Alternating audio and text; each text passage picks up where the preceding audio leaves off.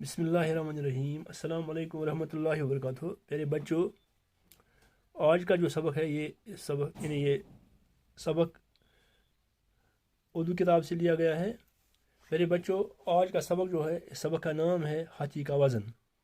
اس کا پہلا حصہ ہم نے پڑھا تھا، آج ہم اس کا دوسرا حصہ پڑھنے جا رہے ہیں۔ پیارے بچوں، آپ اپنی کتاب نکالیں، اپنی کتاب صفحہ نمبر 35 پر دیکھیں۔ آج کا سبق ہے، یہ سن کر بادشاہ بہت خوش ہوا۔ یعنی جب ملا نے بادشاہ کو بتایا کہ حضور روپے اور ہاتھی میرے ساتھ کر دیں تو امید ہے کہ میں دریا جا کر ہاتھی کے برابر روپیہ تول کر حضور کو دکھا سکوں گا۔ یہ سن کر بادشاہ بہت خوش ہوا، وزیر کو ہاتھی اور روپیہ ملا کے ساتھ کر دینے کا حکم دیا۔ یعنی بادشاہ نے وزیر کو ہاتھی اور روپیہ ملا کے ساتھ کر دینے کا حکم دیا، اور خود بھی درباریوں کے ساتھ دریا کی طرف چلا۔ شہر میں یہ بات مشہور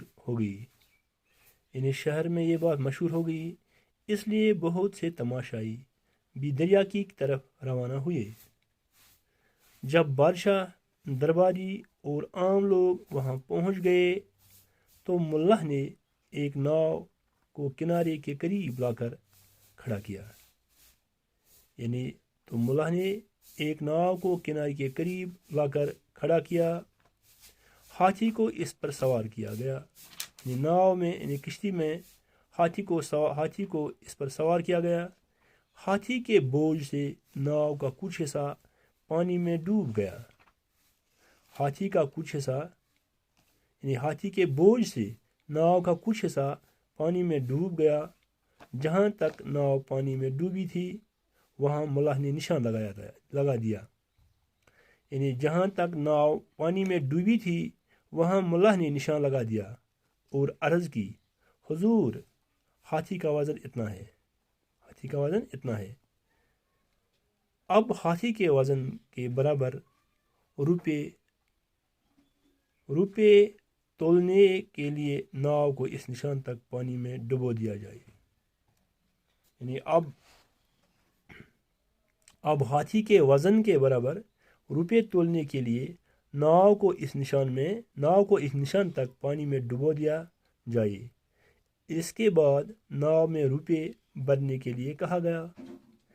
اس کے بعد ہاتھی تولنے کے بعد ناؤ میں روپے بھرنے کے لیے کہا گیا۔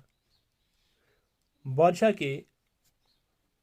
کے حکم سے لوگ ناؤ میں روپے بھرنے لگے۔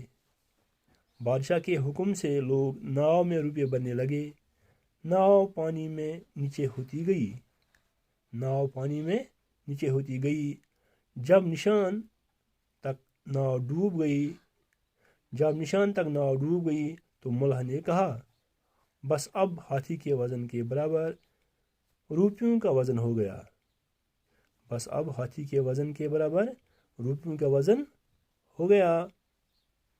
بادشاہ اور درباری ملا کسی چلانے والا اس تدبیر سے خوش ہوئے اور اس کی عقل کی داد دی۔ اس سے اتنا انعام دیا کہ وہ بڑا دولت مند بن گیا۔ بادشاہ نے ناؤ میں بھرے ہوئے روپے یتیموں، بیواؤں، محتاجوں اور مسکینوں میں تقسیم کروائے۔ پیارے بچوں، اب ہم اس سبق کو دوبارہ دہرائیں۔ یہ سن کر بادشاہ بہت خوش ہوا۔ یہ خبر ییٚلہِ بادشاہن بوٗز کہ یہ پریشان، رۄپیہِ کِتھ پٲٹھۍ تولہٕ بہٕ ہسہِ سٕنٛدِس وزنس برابر ناوِ منٛز، ہسہِ سٕنٛدِس برابر کِتھ پٲٹھۍ تولہٕ بہٕ رۄپیہِ، کرٕ بہٕ برابر، بہٕ کِتھ پٲٹھۍ تولن ہوٚس۔ تہٕ یہِ اوس پریشان۔ أکۍ کشتی ناو چلاون وٲلۍ ووٚن أمِس، یہ سا دِمہٕ بہٕ تولِتھ۔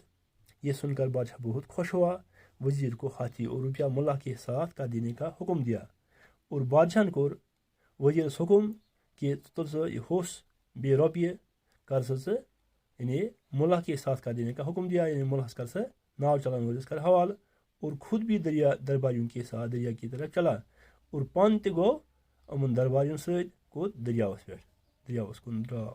شہر میں یہ بات مشہور ہو گئی اور ات شہرس من گئی کت مشہور، اس لیے بہت سے تماشائی بھی دریا کی طرف روانہ ہوئے۔ اس پہ گئے لہذا گئے سری واریاہ تماش وچھن ول یعنی تماشائی، تماشا دیکھنے والے سب دریا کی طرف روانہ ہوئے۔ جب بادشاہ درباری اور عام لوگ وہاں پہنچ گئے، ییلے سری بادشاہ دربار بے عام لوگ توت وٲتۍ تو ملا نے ایک ناؤ کو کنارے کے قریب لا کر کھڑا کیا۔ ام ناؤ چلانے والے پنی ناؤ اور تھون دریاوس مز کنارس نزدیک کرن کھڑا۔ ہاتھی کو اس پر سوار کیا گیا اور ہوس ان تو برن ات نائے منز۔ ہاتھی کے بوجھ سے ناؤ کا کچھ حصہ پانی میں ڈوب گیا اور امس ہس سند وزن ست بار ست گو نائے ہند کی حص آبس مز یعنی پانی میں ڈوب گیا۔ جب تک ناؤ پانی میں ڈوبی تھی، یوتامت یہ ناؤ آبس مز ڈبائے تو تت تھو وہ ملا نے نشان لگا دیا اور ات تھو ناؤ چلان ول نشان اور عرض کی اور عرض کرن حضور یعنی بادشاہ سن حضور ہاتھی کا وزن اتنا ہے، حسن وزن یوتا۔ اب ہاتھی کے وزن کے برابر روپے تلنے کے لیے ناؤ کو اس نشان تک پانی میں ڈبا دیا جائے۔